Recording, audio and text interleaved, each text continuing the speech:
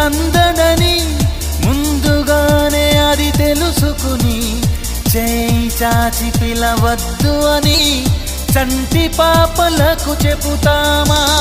లేనిపోని కలలెందుకని మేలుకుంటే అవి రావు అని జన్మలోని నిదరోకు అని కంటి పాపలకు చెబుతామా?